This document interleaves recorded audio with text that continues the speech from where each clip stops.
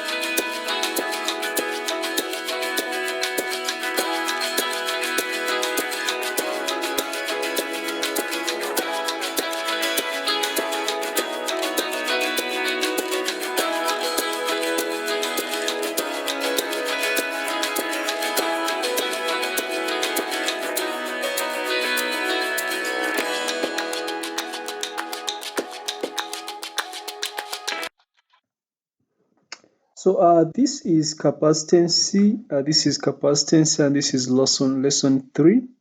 Just to remind you, remember in lesson 1 we introduced capacitance, we defined capacitance of a conductor with examples involving capacitance. In lesson 2 we concentrated mostly on combination of capacitors, where we had capacitors combined in series. We saw the total capacitance for capacitors in series. We saw total capacitance for capacitors in parallel. And in lesson 3, we are basically going to concentrate on the energy stored in a capacitor.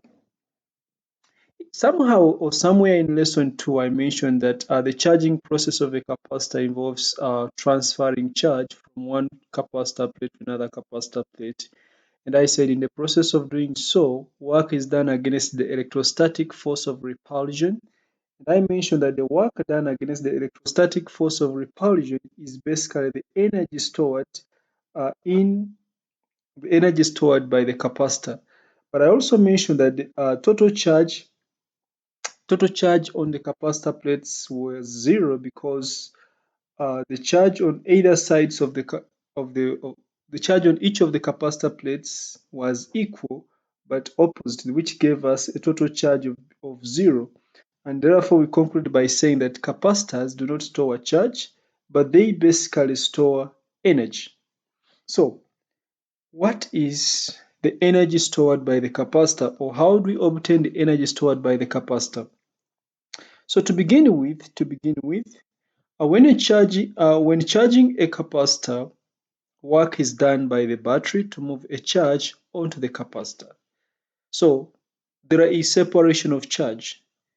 Connecting a capacitor across the terminals of the battery means that the battery is going to do work to move charge carriers from one capacitor plate to another capacitor plate.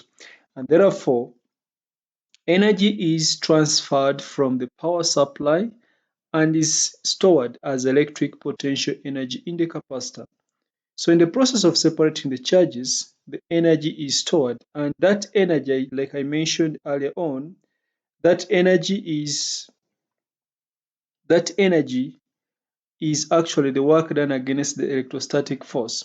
So this energy can be recovered when the capacitor discharges. In our last part of this unit, we shall talk about discharging of a capacitor. But I will give you a simple example here. For example, when you take a picture using a camera, uh, taking a picture, you first press a button, and in pressing the button, you are actually you what you may call activating the camera. You are actually charging the capacitor connected to the flash unit of the camera. So you press a button and charge the capacitor, which is going to the flash unit of the camera. Then you press another button to take the picture.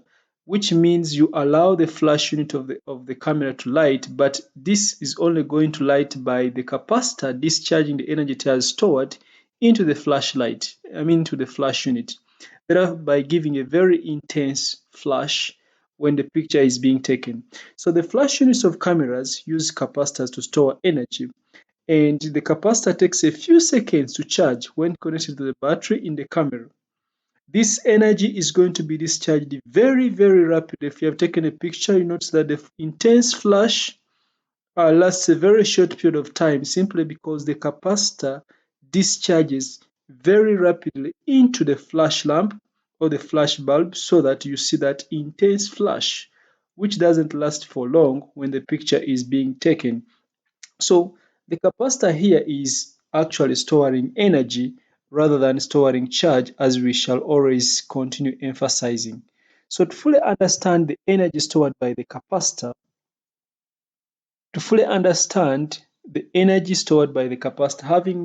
having elaborated an example such as the flash unit of a camera, let's consider a graph of maybe charge against potential, or a graph of potential against charge that we considered in the first lesson. If we look at a graph of potential against charge that we considered in the first lesson, it was a straight line simply because we noticed that the potential or the charge, sorry, I need to pick a pen.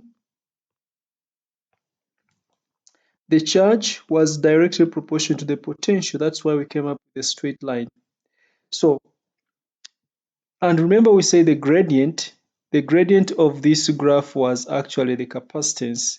If it is a graph of Q against against V, because a charge was directly proportional to the potential.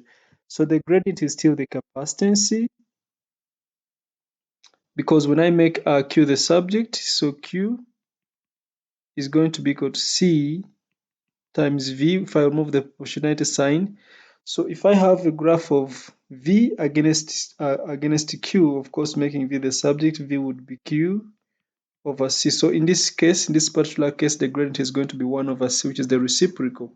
But if it was Q against C, the gradient would be, Q against V, the gradient would be C, which would be the capacitance. So since we know that our charge on a capacitor is equal to C times V, that is, the charge stored on each plate of a capacitor is directly proportional to its potential difference, as shown by this straight line. But from the definition of work done that you mentioned in AS electric, that was electricity, I think, or potential difference, you mentioned that potential difference V is defined as the energy transferred from it could be the energy transferred from electrical to other forms per unit charge. So potential difference was energy transferred per unit charge Q, which means that the energy transferred per unit charge, the energy transferred was equal to the charge times the PDV. So it means the energy which is actually supplied by the battery, which I'm going to call EP, energy supplied by the battery, which is EP, or energy supplied, is supposed to be Q times V, where Q is the charge, which is actually the total charge in the system, and V is the voltage supply of the battery. So this is what we expect to be the energy supplied by the battery, but the question is, does the capacitor store this energy? Because when the capacitor is fully charged, the PD across its capacitor plates is the same as the voltage supply. Does it therefore store the energy which is given by QV? So if we consider the initial charge on the capacitor plate to be Q naught and the potential to be V naught, while more and more charge is transferred to the capacitor, it also means that the potential difference between the capacitor plates continues increasing. So when a further small amount of charge, delta Q, further very small, very, very small, is added onto the capacitor, when a further small amount of charge, delta Q, is supplied or is added onto the capacitor, then using this equation here, it means the additional amount of energy, delta P, is going to be equal to V naught times delta Q. If a further amount, delta Q naught, is applied to, or is added to the capacitor. So ignoring this area here, if it is up, here I exaggerated this strip, I would have made it extremely smaller so that the area here would be negligible. So if this strip is extremely small, a further small increase in charge, delta Q, results into an additional amount of energy, delta EP, stored in the capacitor. So delta EP is going to be V naught times delta Q. And if you consider this strip here, you notice that this is very approximately the same as the area of that strip, because this area here is extremely small and it can be ignored. The area of this rectangular strip here plus this area here, it is approximately the same as the area of this strip, because this strip is much bigger than this area here. So this is approximately equal to the area of this strip. If a further additional charge is also added to the capacitor, and that charge is also said delta Q, it means the area goes on increasing. So the total charge, total energy stored by the capacitor would be the sum of the area under these strips, or the area of these strips. What does that therefore imply? We are saying that if we were to divide this graph into several strips, and we found the area under these strips, if we summed up the area under those strips, it would give us the total energy which is stored by this capacitor. So in a nutshell, we are saying that the energy stored by a capacitor is equal to the area under this graph. The energy stored by a capacitor is precisely going to be equal to the area under this graph. The energy stored by the capacitor is equal to the area under a graph, whether it is a graph of V against Q or a graph of Q against V. But I've said the energy supplied by the battery is equal to Q times Q times V. But the energy transferred, the energy transferred from the battery when the capacitor is charged is given by the area under the graph, under the line here. If we plot a graph of PD against charge, or if we plot a graph of charge against PD. But of course, this is a straight line. That means total area under this graph is the area of a triangle. So this will be the area of a triangle. Therefore, the energy stored in the capacitor is not going to be the same as the energy supplied. Even though the energy supplied is Q, which is total charge, times V, which is the voltage supply, the energy stored is the area under that graph, which is approximately the area of a triangle, which is a half, times the base could be the charge Q, then times the maximum voltage could be V. And since we know that Q is equal to C times V, it means the energy could be a half times CV times V, which is equal to a half CV squared. So the energy stored is either Q, a half QV,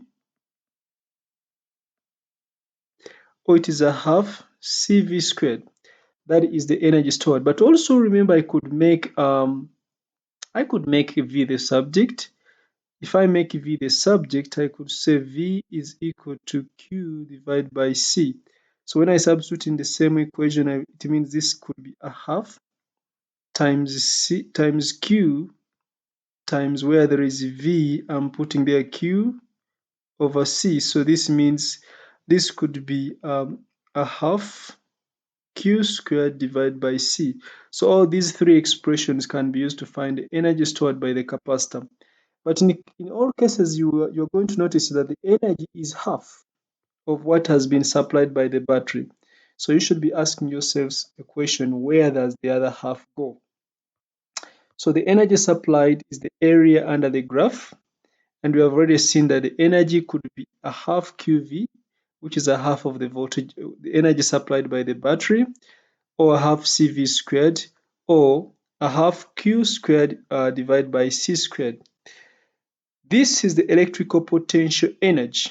It is actually potential energy because it is actually stored, because potential energy is already stored. It's the electrical potential energy that is released when the capacitor is discharged. So it stores this energy and it is what is going to release when it is discharging. Note that the energy EP is directly proportional to V squared. I think that one you can see it from here. If the capacitance is the constant, why can't I say EP is directly proportional to V in using the first equation here? It's only because Q is equal to C times V. So potential energy is directly proportional to V squared because the capacitance can be constant. It follows that doubling the charge, if I double doubling the charge, if I double the charge, it means there will be 4 times as much energy there will be 4 times as much energy stored. And this comes about because when you double the voltage, not only is twice as much charge stored, but it is stored at twice the voltage. So if you double the voltage, it means the charge is stored at twice the voltage. We shall see that in calculations. So in a nutshell, we are saying the energy stored in a capacitor is given by these expressions here. So on this slide, this is the most important part here. The energy stored by the capacitor is given by either half QV squared, half CV squared, or Q squared over 2C, and we derived this from the area under the graph. So that takes us back to what I mentioned in the previous lesson, lesson 2, that the energy stored by a capacitor is equal to the area under the graph of V against Q or Q against V. Okay, let's see a few examples then. Example number 1. Determine the energy stored by a 470 microfarad capacitor at a potential of 20 volts. Energy stored by a 470 microfarad capacitor at a potential of 20 volts. So because we know that energy stored is equal to, they've given us capacitance and voltage. So the energy stored is a half times C times V squared. So when you substitute, this is going to be a half times 470 times 10 to the power of minus 6, then times 20. So I'll just check with my calculator. 470 exponent minus 6 times 20. So this is going to give us 9.4 times 10 to the power of minus 3 joules. So that will be the energy stored, that will be the energy stored by the capacitor, whose capacitance is 470 microfarads. Example number 2. Oh, I didn't square this. This is supposed to be squared. Yeah, many times even you will be able to forget that. So a half, which is 0.5 times 470 exponent minus 6, then times 20 squared. Okay, so it is 0.09. I made a mistake there. I think 0.09 is 9 point. This is 0.094 joules, or 9.4 times 10 to the power of minus 2. Okay, example number 2. A camera flash lamp uses 5000 microfarad capacitor, which is charged by 9 volts battery. The capacitor is then disconnected from the battery, capture the energy transferred when the capacitor is discharged through the lamps, so that the final potential difference across its plates is 6 volts. So a good mathematician could do this in a very quicker way. If you're not good at math, you could first find the energy stored at 9 volts and the energy at 6 volts, and you subtract. But the question wants us to find the energy transferred when the capacitor is discharged through the lamp, so that the final potential is this. So in our solution, we know that the energy stored in a capacitor is given by a half C V squared. So initially, the energy is equal to a half times the capacitance, which is 5,000, times the voltage, which is 9 volts, because when the capacitor is fully charged, the PD across the capacitor plates is the same as the voltage supply. Then when it discharges, the final energy is equal to a half times 5. I don't know why I'm forgetting always to multiply by the value of micro.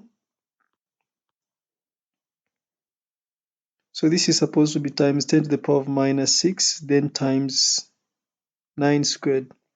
So this is 5,000 times 10 to the power of minus 6, then times 9 squared.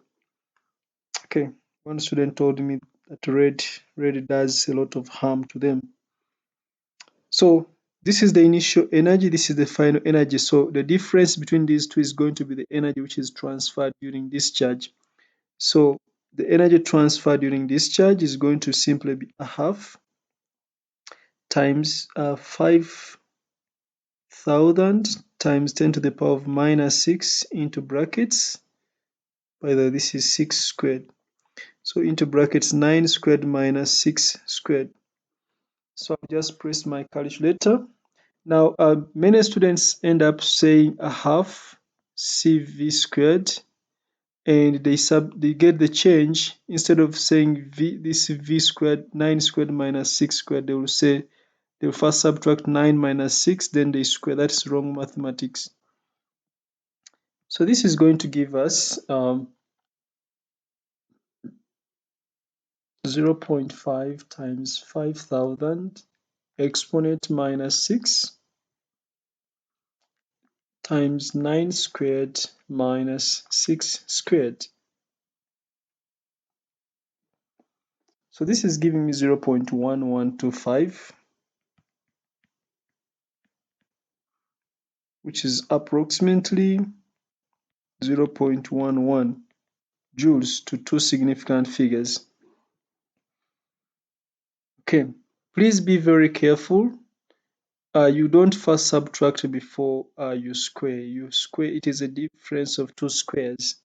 Just like in kinetic energy, it's a difference of two squares, not subtracting before you square. Example number, I think it's number 3. A camera lamp uses a 5,000 microfarad capacitor.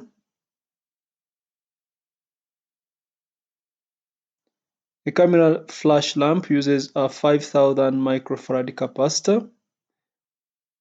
Calculate the energy stored when the capacitor is fully discharged through the lamp.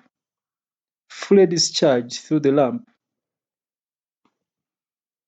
So when it is fully charged, the PD is 9 volts, and the capacitance is 5,000 microfarads. So of course, when it is fully discharged, it is going to give out all the energy that it has stored.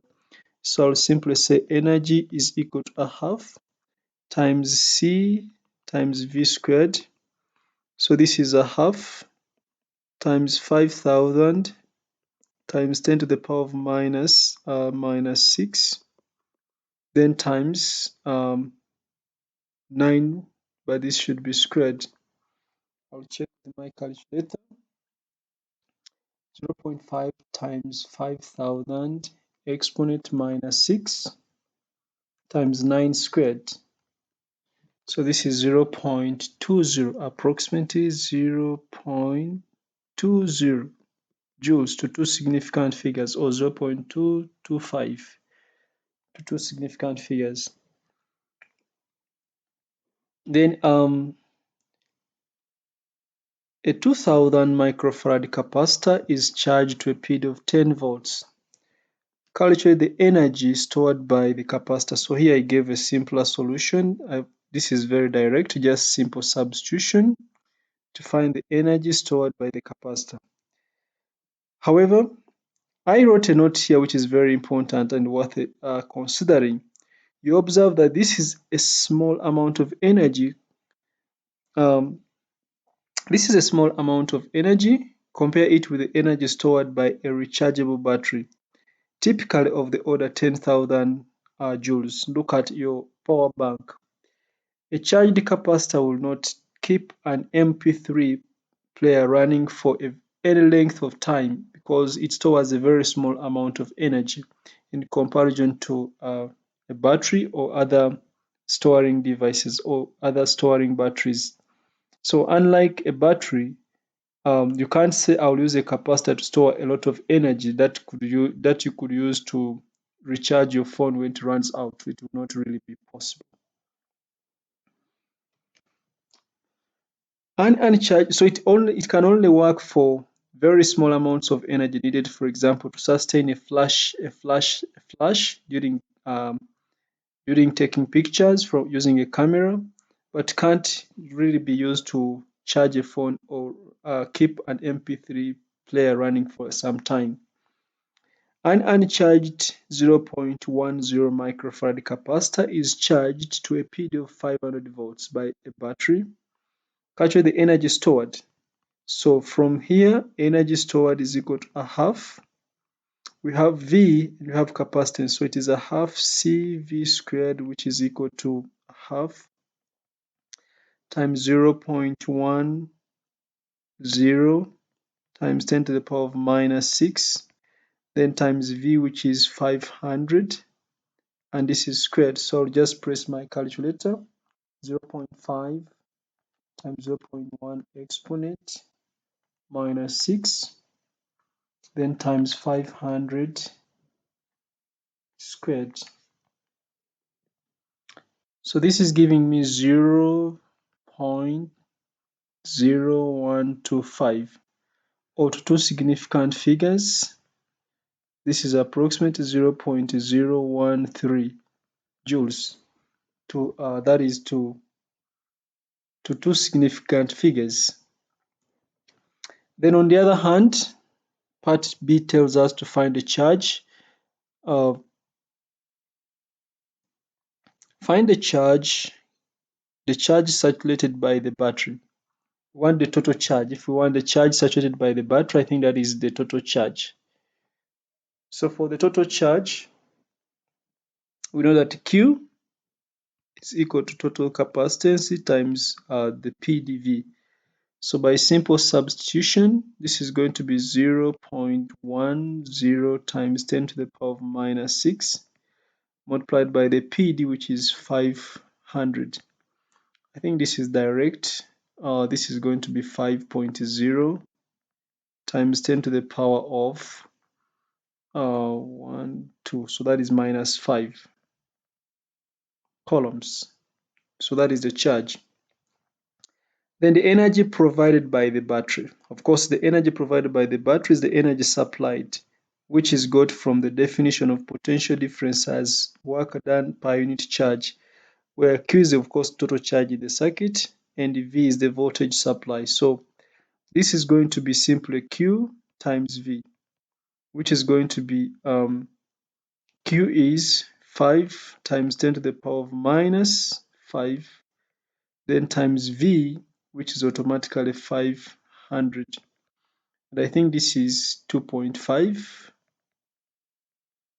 two zeros, that becomes minus, is it minus 2? Because this is 25, so that is minus 2. So this is times 10 to the power of minus 2. This is in joules. think I need to use a different color. Let me try green. Then part D, the total heat dissipated in the resistor of the connecting wires and of the battery. So note that what is supplied by the battery is this one, but what is lost, what is stored by the capacitor is this one. So it means not whatever is supplied is stored by the capacitor. So in the process of charging, it's like a certain fraction is lost. And we shall predict that what is lost is actually going to be half of what is supplied. So let's try to find the heat dissipated or the energy dissipated. Heat dissipated is equal to what is supplied minus what is stored. So this becomes 2.5 times 10 to the power of minus 2. Then I will subtract 0.0125, which is exactly half of this. So this gives us 0.0125, or approximately 0.013 joules. So it is actually half of what is supplied is lost. Half of what is supplied is lost. So I think the most appropriate would be a 1.25 times 10 to the power of negative 2 joules. But of course, to two significant figures, I think that is correct. Okay, example number next.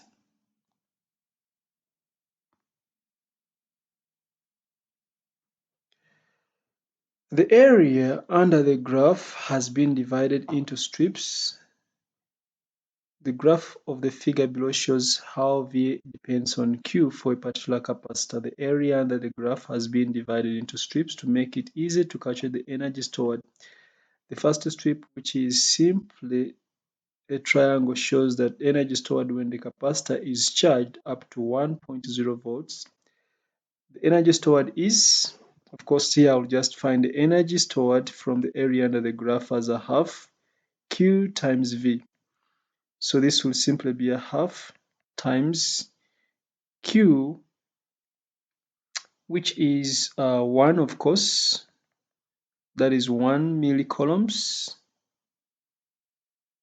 or 1 times 10 to the power of minus 3, 1 millicoulombs, times 1.0 volts for that one strip. So this is going to be, I think this is 0.5. Because I didn't remove the milli, this is going to be 0.5 millijoules. Since I didn't remove the millicoulombs, it will be 0.5 millijoules. So if you wanted to calculate the capacitance, if we wanted to calculate the capacitance of this, I think that would be direct forward.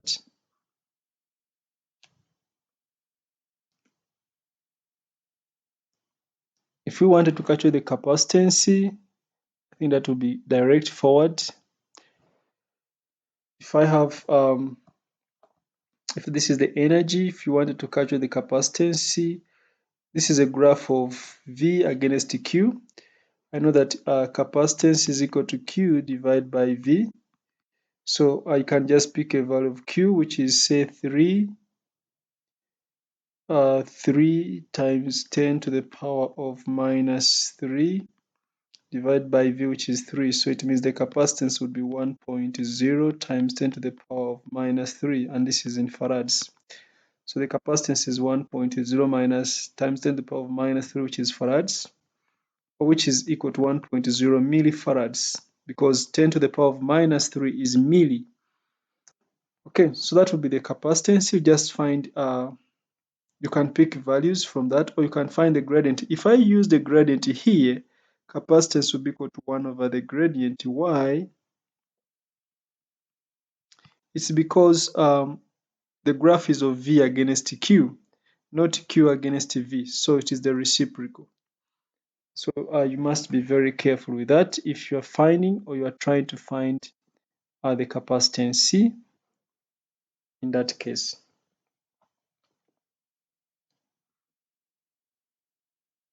Okay, let's see what the next question is all about. So calculate the capacitance. I think we have finished. It is a continuation of the other one. We have finished that one. Then copy the table below and complete it by calculating the areas of successive strips to show how potential depends on V. I think that is direct. They had given us the first one and it was 0.5. The second one, that is when Q is 2.0, it means I have to keep going back.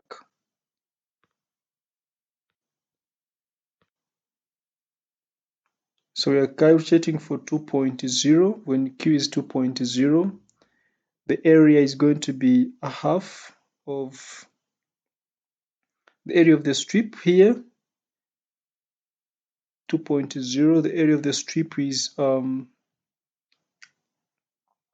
we have a triangle between 1 and 2. We have the area of this is 1 plus a half, which is 1.5. The area when Q is 3.0, we have 1, we have 2, 1, 2 and a half. Then this is going to be 1, 2, 3 and a half. So it means the final value or the total area is going to be 4 times 4 divided by 2, which is 16.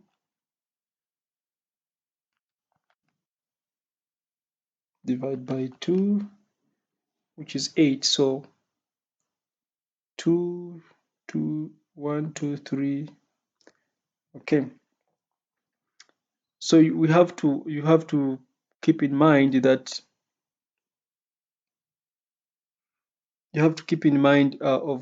I'll just have these strips in my head. So this is a half. Okay. When it is 2, we have a half times 2 times 2, which is 2. When it is 3, we have a half times 3 times 3, which is 9 over 2. That is going to be 4.5. When it is 4, we have a half times 4 times 4, which is 16 over 2, which is actually going to be 8. Okay, so the last value there is going to be 8. So let's try to fill this table very fast. So at 3 we got 3 times 3 divided by 2. So this is 4.5. Sorry, this was 3.0, this was 4.0, this was 4.5. I think this was 8. The area was 8.0.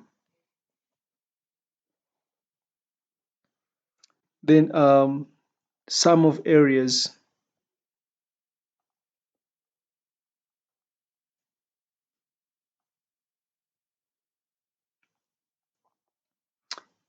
So we go to this. This was initially that. So I added this to this. This gives me 2.0. Then I added this to this. This gives me what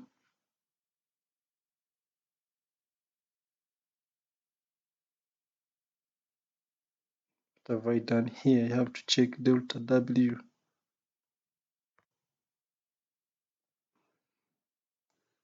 The first strip, which is simply a triangle, shows the energy stored when the capacitor is charged up to 1 volt. Okay, so I think this is wrong. I'm supposed to be calculating the area of the strips. The area of each of these strips. For the first strip, the area was 0.5. So this was 0.5. For the second strip, we have 0.5 plus this area is 1. So this gives us 1.5. This is 0.5. So this is 1 plus 1, then plus this is, I think this is 0.5. So this area is going to be 2.5. So we have 1 plus 1 plus 1 plus 0.5. This area is going to be 3.5. Okay. So 1.5, 2.5, 3.5. So I have to fill in these strips, the area of these strips.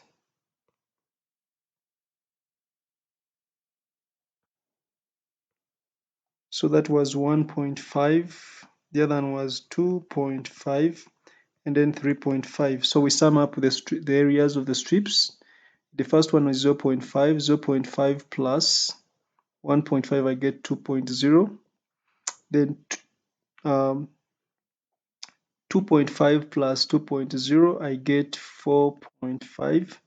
Then 3.5 plus 4.5, this gives me 8.0, which is the same as what we had already got. The total energy stored is equal to a half times 4 by 4, which gives us 8.0 joules. So the last digit here is supposed to be 8.0. Plot a graph of energy against V. Describe the shape of the graph.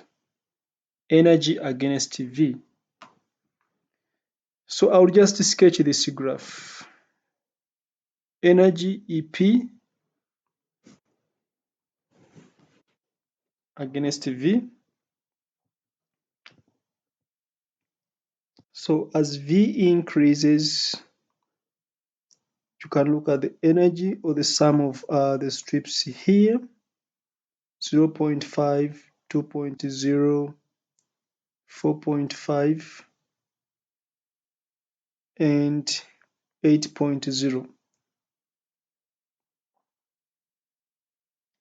I think if I was to sketch this, the energy EP against V, ignoring the origin, I will start from 1.0, 2, 3, and 4. And then energy, when 1.0, it starts from here.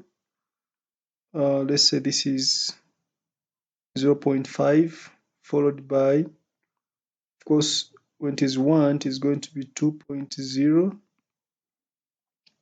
When it is 3, it is actually 4.5. 3, it is going to be 4.5. When it is 4, it is going to be 8. So I think it is going to be a curve like that one there. Because after all, we know that energy is directly proportional to V squared. So the energy increases more rapidly than V squared. So it is going to be a curve. If you try to plot that graph, it's going to be a curve like that, whose gradient is actually going to be increasing. Okay.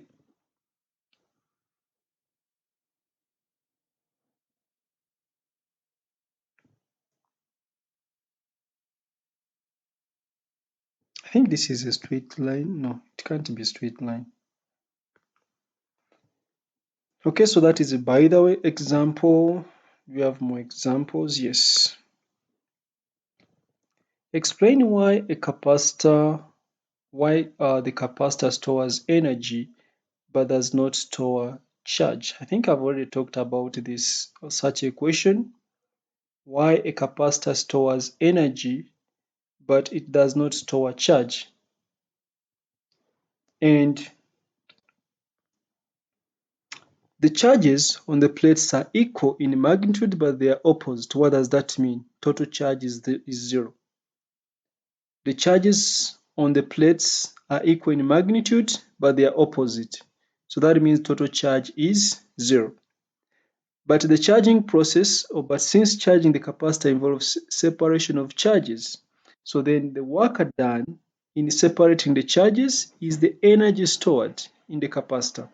So in answering that question, you should think about number one, the total charge on the capacitor to be zero because the capacitor plates have equal but opposite charges, equal in magnitude but opposite in sign. which means total charge is equal to 0. However, the charging process, as we mentioned earlier on, it involves separating the charges. So the work done in separating the charges is the energy stored by the capacitor. The work done in separating the charges is the energy stored by the capacitor. Okay, let's try to investigate the energy stored by a capacitor, or the energy stored in a capacitor. A simpler circuit that we could use to investigate the energy stored by the capacitor could look like this. So what is typical of this circuit here? Number one, we can charge the capacitor on one side, and after, when it is fully charged, we can discharge it to the other side so that it gives out its energy into the joule meter. So when we turn the switch to this side where there is a voltage supply, the capacitor is going to charge. And when we charge, we turn into the other side where there is a joule meter, a meter which is going to measure the energy it dissipates, or the energy it discharges, or the energy it gives out when it is allowed to discharge. We shall notice that the energy dissipated here is directly proportional to the square of the, we shall notice that the energy dissipated here is actually a half of what the capacitor had stored when it was fully charged. So the energy which is discharged here is actually going to be half to what the capacitor stored when it was fully charged. So if we were to use capacitors of different capacitance and change the charging voltage, that is, if we had a variable power supply here, then we would see a clear variation between V and the energy which is discharged. And of course, we could easily investigate the energy stored, or how the energy stored depends on C, which is just a constant because it's just one capacitor, and the potential difference of the power supply if we were to vary the values of V. So this circuit is very important, but we shall see the charging and discharging process of a capacitor later on. We shall see the charging and discharging capacitor of the charging and discharging process of a capacitor. But I'm saying when we close the switch to this end, the capacitor charges, and when it is fully charged, the PD across it is still V because it is fully charged. Let's say that the energy supplied is equal to Q times V. But remember, this is the energy supplied. What is stored by the capacitor is actually going to be a half of QV, and this is what is going to be discharged in this joule meter. And this is also the same as a half CV squared. And if we try to vary V and compare with what is discharged, we shall notice that for different values of V, we shall notice that if we plot a graph of potential against V squared, against V, it will be a graph with an increasing gradient if capacitance is a constant. Okay. So the capacitor is charged up when the switch is connected, when the switch connects it to the power supply. When the switch is altered, the capacitor discharges through the joule meter. The joule meter is going to measure the amount of energy released by the capacitor. And if we were using capacitors with different values of C, and by changing the voltage, you could investigate the variation of potential energy, or how the energy stored depends on C and V. That is, if you use different capacitors. If you use the same capacitor and you just vary V, you could investigate how the energy stored depends on V if the capacitance is constant. So that is how we investigate the energy stored by the capacitor. We shall explore more about the charging process of the charging and the discharging process of a capacitor later on, when we talk about discharging of a capacitor in particular. Okay, so I want to summarize this particular question, which will always appear in the exam. Why a capacitor stores energy but not charge? This is the third time I'm bringing this question. why a capacitor stores energy but not charge. Number one, I've mentioned that a capacitor has equal and opposite charges on the two parallel plates. And this means the total charge is, why didn't I add this here? So total charge equals to 0. The charging process of a capacitor involves separating the positive and negative charges, or you can call them ions. And in the process of separating the positive and negative charges, work is done against the attractive forces between the ions during the separation. In pushing away the electrons from a positive plate, work is done against the attractive forces. In the electron moving towards the other plate, work is done against the repulsive forces from the negative plate. So in all cases, work is done to overcome the attractive or repulsive forces involved here. And I'm saying that the work done is the electrical potential energy which is stored by the capacitor. So the work done in separating the charges is the energy stored by the capacitor. In an exam, to score just 3 marks, you can just tell the examiner that the capacitor has equal and opposite charges on its plates. So total charge is 0. The charging process involves separating charges. The charging process of a capacitor involves separating charges. The work done in separating the charges is the energy stored by the capacitor. The work done in separating the charges is the energy stored by the capacitor. As simple as that. A few things we need to note from what we have just discussed. Number one, from the definition of voltage or PD as energy per unit charge, that is energy per unit charge. One might have expected that the energy stored on the ideal capacitor was Q times V. If V is equal to that, somebody would expect that the energy stored is Q times V. But for all the calculations we saw earlier on, we noticed that the energy stored was always half. The question would be, where does the other half go? So all the work done on the charge in moving it from one plate to other would appear as energy stored. That is what someone would expect. But in fact, this does not happen.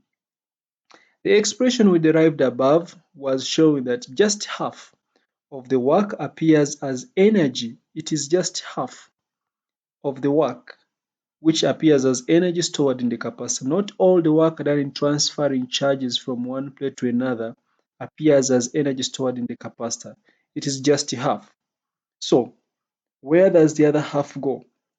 For a finite resistance, one can show that half of the energy supplied by the battery for the charging of the capacitor, half of the energy supplied is given out as heat. Even when a capacitor is discharging into another capacitor, again another half is going to be lost. So regardless of any of the size of the resistor, or regardless of the resistance of the resistor, always half of what is supplied is going to be wasted as heat. So the final fate, or the fate of the other half of the energy which is supplied, is actually being wasted as heat. So that is how a capacitor behaves. Half of what has been supplied, or half of what is supplied, is wasted as heat. You should note that. Okay, so here you have a self-check. You can pause the video and try to work out. I will just give hints where possible. Calculate the energy stored for the following capacitors. 5,000 microfarads, V is 5 volts. Of course, we notice that we are just choosing a formula, either capacitor energy stored is a half QV, or a half CV squared, or Q squared divided by 2C, any of those. So if I have C and V, I can use a half CV squared. 5,000 picofarads, 5 volts. 200 microfarads, 230 volts. You can just check the answers. Which stores more charge? Is it a 100 microfarad capacitor charged to 200 or a 200 microfarad capacitor charged to 100 volts? Which stores more energy? Let's start with the charge. For the first one, charge is equal to C times V, which is going to be 100 times 10 to the power of minus 6 times V, which is 200. And I think this is going to be 2 times 10 to the power of minus 2 coulombs. Then for the second one, Q is equal to CV, where C is 200 times 10 to the power of minus 6 times V, which is 100 volts. So this is giving us the same answer, 10 to the power of minus 2 coulombs. So they store the same charge. Then which one stores more energy? Let's check. For energy, energy is a half, because they have given us C and V. Energy is a half CV squared. On the left, we have a half times 10, 100 times 10 to the power of minus 6 times 200 squared. Of course, on the right hand side, we have a half times C, which is 200 times 10 to the power of minus 6, then times 100 squared. So we can check. The one on the left hand side is going to be, I think this is going to be 200 squared times 100 exponent minus 6 divided by 2. So this is giving us 2 joules. Let's check this one. So 200 exponent minus 6 times 100 squared divided by 2. So this is giving us 1.0 joules. So energy is directly proportional to the capacitance, but is directly proportional to the potential squared. So the question is, which stores more energy? So the one of 100 microfarads is storing more energy.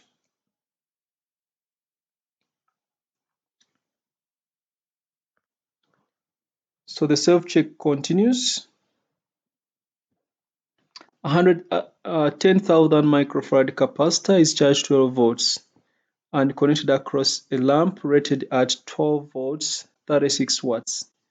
Calculate the energy stored by the capacitor. That one you can check using a half CV squared. Estimate the time the lamp stays fully lit. So we want to find the time. So we know that power equals to the energy divided by the time. So the time is going to be equal to energy divided by the power. So if the energy stored is 0.72, assuming it is all discharged into the lamp, so this will be 0.72 divided by the power, which is 36. And I think this gives us 0.02 seconds. You can verify that. In a simple photographic flash gun, 0.20 capacitor is charged by 9 volts battery. It is then discharged in a flash of duration 0.01 seconds. Calculate the charge and energy stored by the capacitor. I don't want to check that because this is just substitution.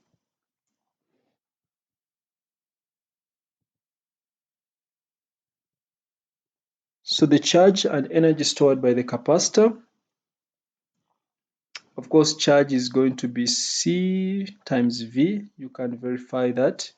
Energy stored is a half CV squared. You can check that. Then the average power dissipated during the flash. The average power dissipated during the flash. If all the energy is dissipated into the flash during the flash, then we know that power is equal to the energy divided by T. The energy, I'm assuming this energy is correct, 8.1 divided by T, which is 0.01. I think that is 810. 8.1 divided by 0.01. So I think this is correct. The average current in the flash bulb. So the power which is dissipated during the flash is that. So then what is the average current?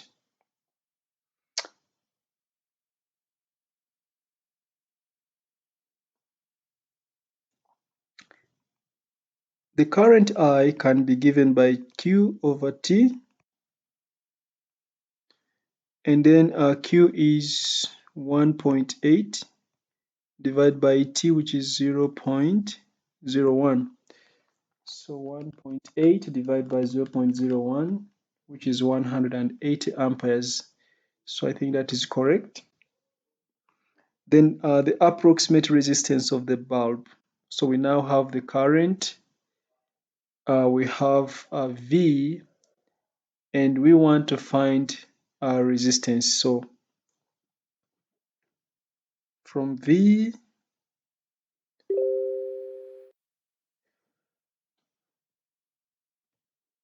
let me just use power dissipated is equal to I squared times R.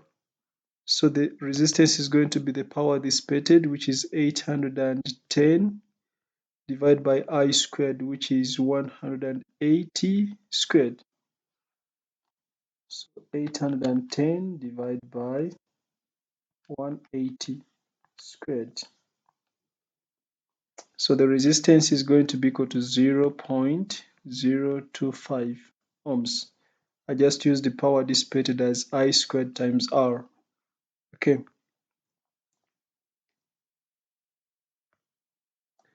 So let's talk about sharing of charge and energy for capacitors. Because in one of the questions, I gave an example where a capacitor was initially charged and then the battery was removed and it was discharged, or it was connected across another capacitor, so that they were actually, or they were in parallel now. So suppose a capacitor is charged and then connected to a second capacitor. What happens to the charge and what happens to the energy that it stores? What happens to the charge and what happens to the energy it stores? So of course, number one, the charge is going to be shared, and that means total energy which is stored is going to reduce. Because the charge is shared, the total energy that is stored is actually going to reduce, because in the process of sharing the charge, half of the energy which was stored by the first capacitor is going to be wasted as heat in the connecting wires. So let us consider a capacitor of capacitance C1 charged and then connected across another of capacitance C2 as shown here. So initially this was connected to a battery, then after we are bringing it to be across C2. And you're going to notice that when we connect C1 across C2, it's like they will be in parallel. What has happened to the total capacitance? The total capacitance has actually increased. The total capacitance has increased. But remember, the charge Q is going to be shared. So the charge Q is shared. The charge Q was shared, or was the charge Q which was stored by the first capacitor is now shared between the capacitors. But remember, the total charge is not going to change. The charge is shared, but the total charge is not going to change. The charge is shared in the proportion of their capacitances. If they are identical, they are going to share the charge equally. If they are not identical, then they will share charge in the ratio of their capacitances. So when one capacitor is charged and then it is connected across another capacitor, then the charge it has stored, or the charge it is stored during charging, is going to be shared equally. I don't want you to forget that the potential difference V is equal to Q over C. And remember, the energy stored by each capacitor, or the total energy, if I want total energy, it is going to be a half times C times V squared. Now, even though the total capacitance has increased, the PD across the capacitors has not remained the same. And remember, V is squared. The total capacitance in parallel increases because it's the sum. If I want to find total energy stored by the two capacitors, I'll use the total capacitance and then I will use the PD across the two capacitors. But the PD across the two capacitors is going to change because the charge has been shared.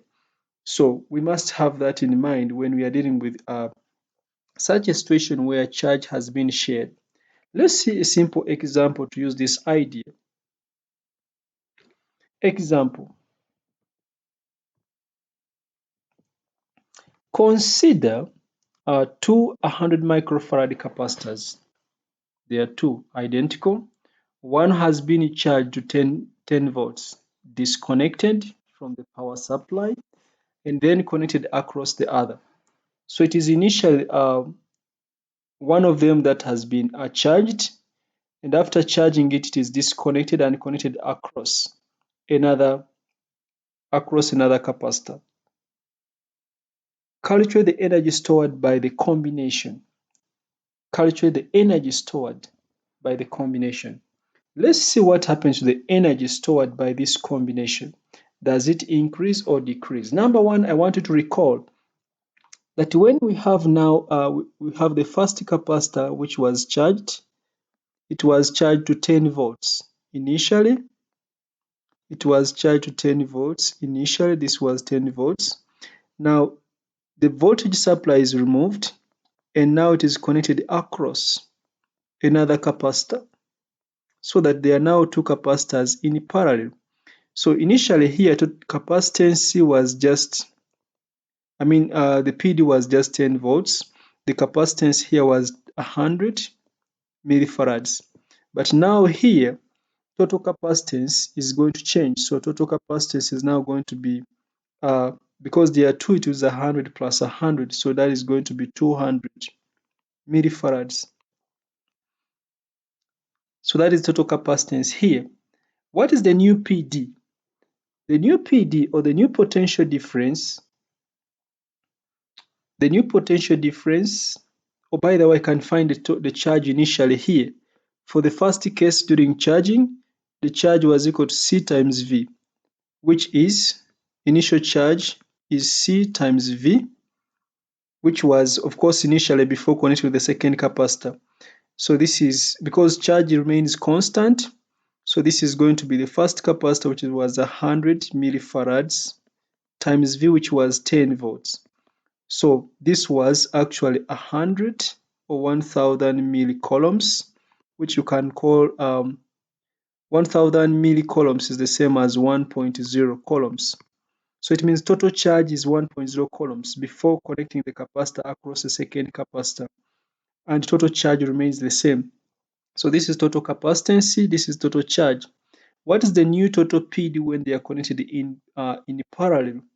So we have V total when they are in parallel, which is going to be equal to, because Q is equal to CV, so V is Q over C. So this is total charge divided by total capacitance, which is going to be 1.0 divided by total capacitance, which is 200 times 10 to the power of minus 3. And when you check your calculator,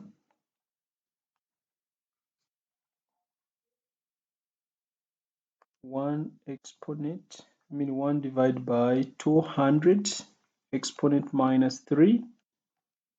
So this is giving me the PD as 5.0 volts. If you're a very good student, you'll always notice that the PD will always be half.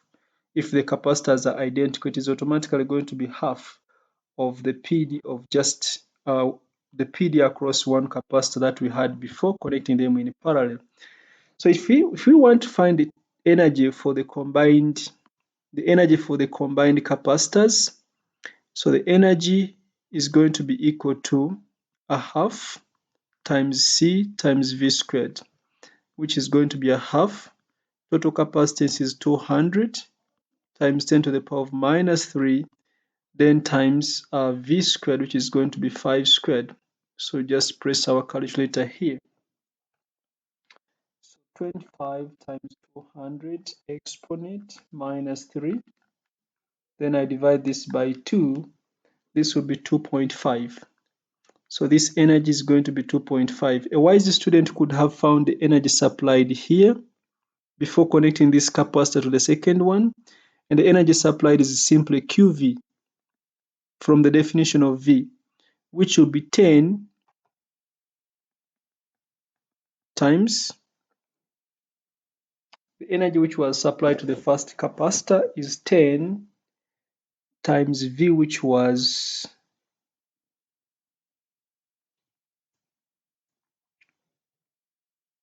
it was 10 times V, which was 10. No, not 10. It is 100 millifarads. So the charge, where should I write this? Initially, the energy which was supplied to the first capacitor was Q times V, where Q is 1 coulomb, that is 1.0, then times V, which was 10 initially. This gives us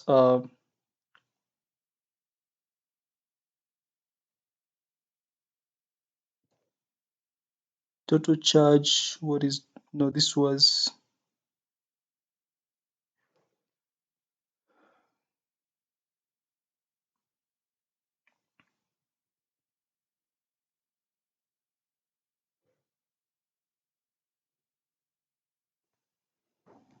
so this is 10 joules. That was the energy supplied by the battery. If you wanted to find the energy stored by one capacitor, by just one capacitor, the first capacitor, then you will say energy stored by the first capacitor when it was alone, it will be a half times C, which is 100 times 10 to the power of minus 3. The PD across the first capacitor alone was 10, but it was squared. And I think this gives us 5 joules. So you notice supplied is 10 by the battery. Stored by the first capacitor is 5. Then when there are again two capacitors in parallel sharing the charge, stored is again half. So it goes on losing half. It loses the half to charge one capacitor. We lost another half when one capacitor was connected across another capacitor. So the process continues. So what we are saying in a nutshell is that, of course, this is not a surprising result, because the charge is shared equally, with the original capacitor losing half of its charge. So if the original capacitor loses or gives out half of its charge to the second capacitor, it means, remember, the PD across them should be the same. Therefore, they are going to store half of the energy which the original capacitor stored, and the other half is going to be lost as heat. So the other amount of energy is going to be lost as heat. The charge stored remains the same, but half of the stored energy is going to be lost.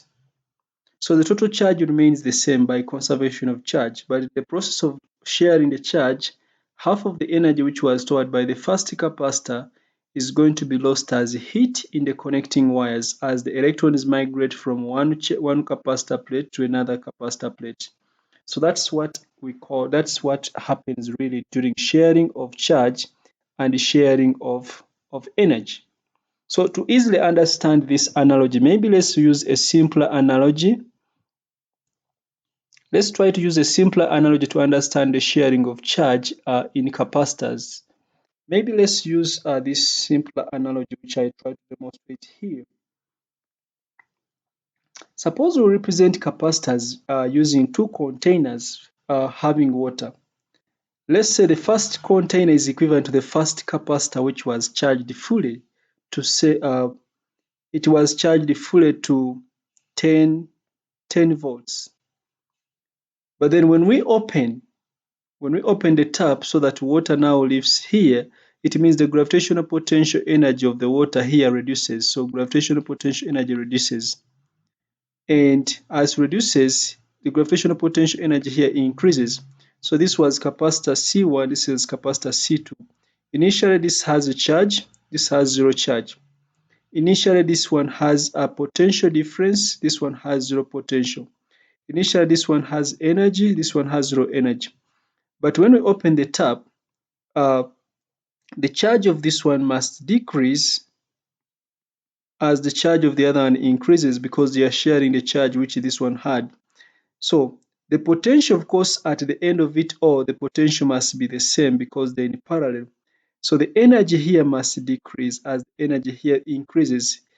But in the process of sharing the energy, the net result would be that the total gravitational potential energy for the two is going to be less than the potential energy for the first one. That's if I draw a horizontal line here. You notice that the total gravitational potential energy in the two, because potential energy is measured from the vertical by considering the vertical height. The vertical height initially was higher than the vertical height now. So that means the total gravitational potential energy has actually reduced. So that analogy is enough for us to understand what really happens during sharing of charge and energy by capacitors. So a wide high capacitance container is filled to a certain level. That is, of course, filling, that is charging. It is then connected to an empty container with a small capacitance and the levels equalize. The PD now becomes the same because the capacitors will be in parallel. Notice that the potential energy of the water has decreased because the height of its center of gravity above the base level has decreased. So that means the gravitational potential energy has decreased. We can account for this by saying that energy was dissipated as heat, as there is a friction within the moving water and between the water and the container. So the only way we can account for the decrease in the gravitational potential energy, we can't say that because the water has left to one container to another. No, because the gravitational potential energy depends on the vertical height. The only way we can explain for this decrease is that there is energy which is dissipated in the process of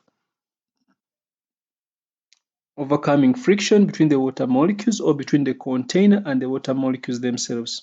So in a similar way for capacitors, as one capacitor shares charge with another capacitor, energy is dissipated as heat in the connecting wires as the electrons are drifted from one capacitor or from one capacitor plate to the other capacitor plate. I think that one makes some sense. Okay, I think we should do a few questions and then we close this.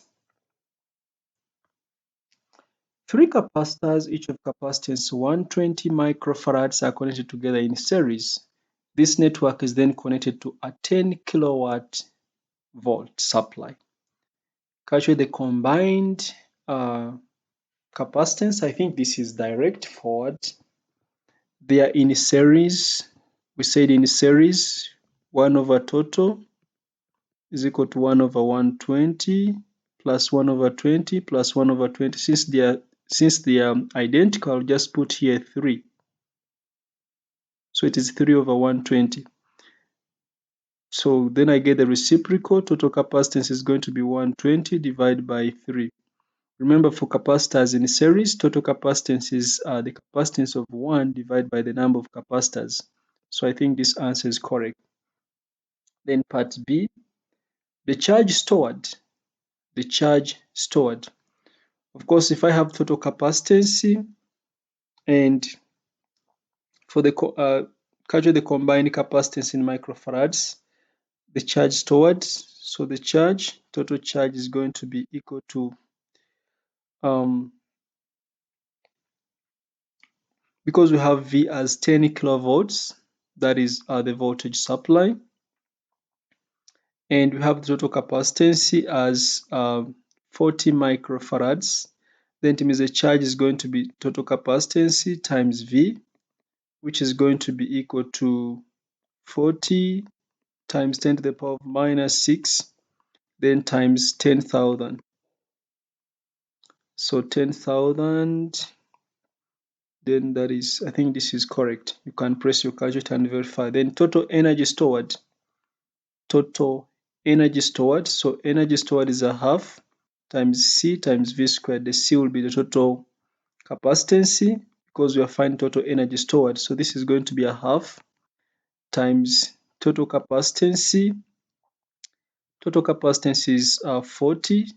So it is 40 times 10 to the power of minus 6. Then times V.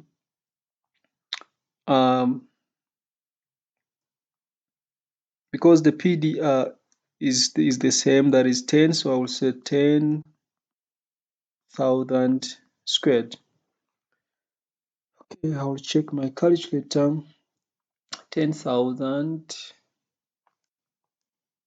squared times 40 exponent minus 6. Yeah, so this is correct.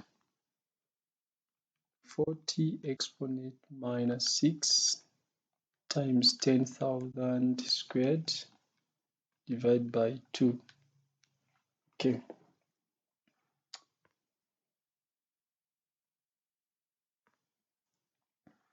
A 20 microfarad capacitor is charged up to 200 volts and disconnected from the supply. It is then connected across 5 microfarad capacitor. Okay, so this is a question about sharing charge and energy. Calculate the combined capacitance of the two capacitors. If it is alone, we have when it is alone, I'll start from here. When it is alone, it is like this. It is connected across 200 volts. Okay. Then after that, it is now connected across. They remove the battery and we connect it across another capacitor so that they share the charge. So it means total capacitance is going to be the sum of these two because they will be in parallel. So total capacitance is going to be equal to 20 plus 5, which is going to be 25 microfarads because they're in parallel. Then the charge they store. The charge they store. So the first thing we need to find is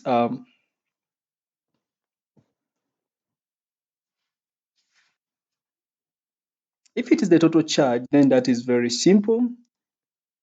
Total charge stored by the capacitors is equal to total capacitance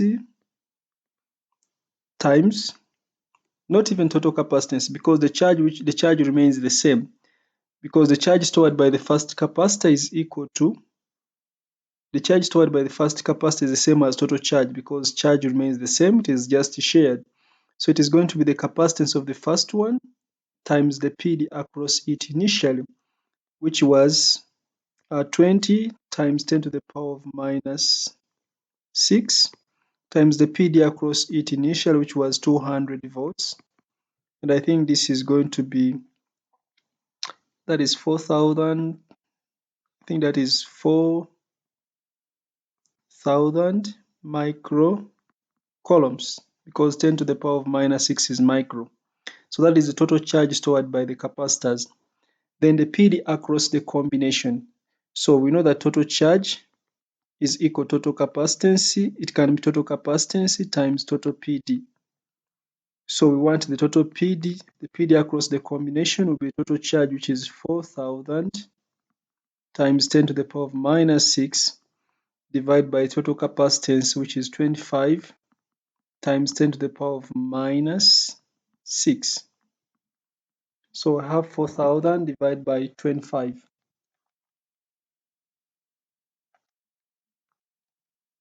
So it means that the PD stored by the two capacitors is going to be equal to that, 160. Then the energy dissipated when they are connected together.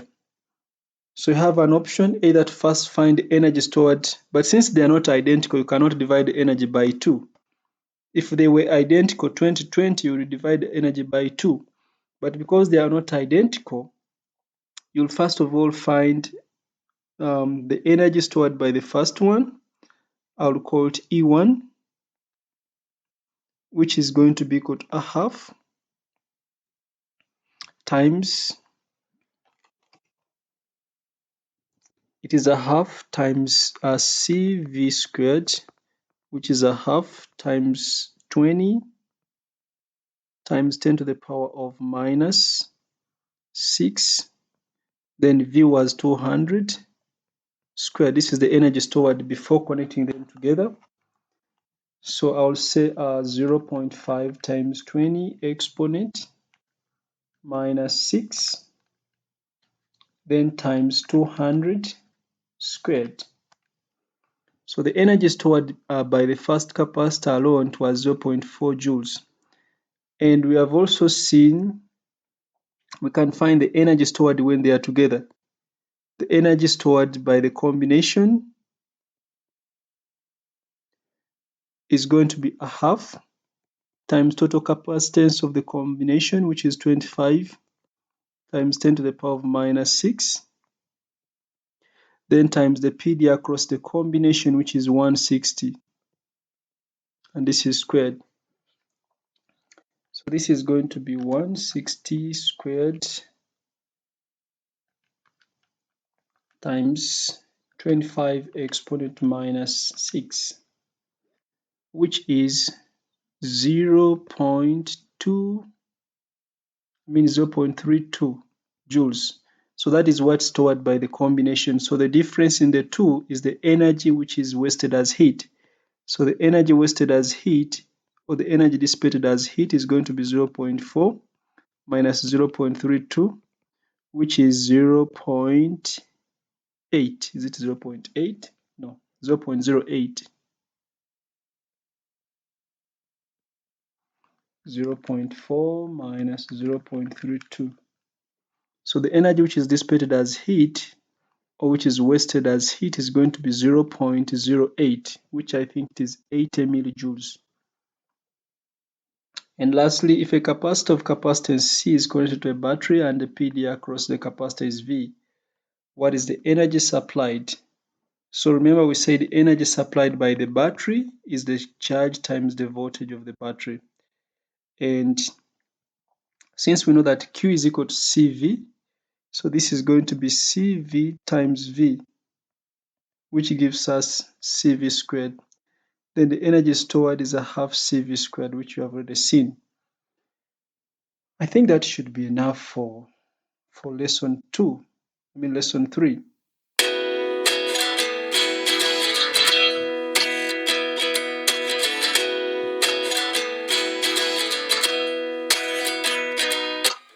At 29 and I find myself wondering what did happen to the last 10. I ran away with my life, fast forward, never turn back again. It's kind of funny that the more we pass time, the more we need to set the rewind. And our dream was to give our hands a lead.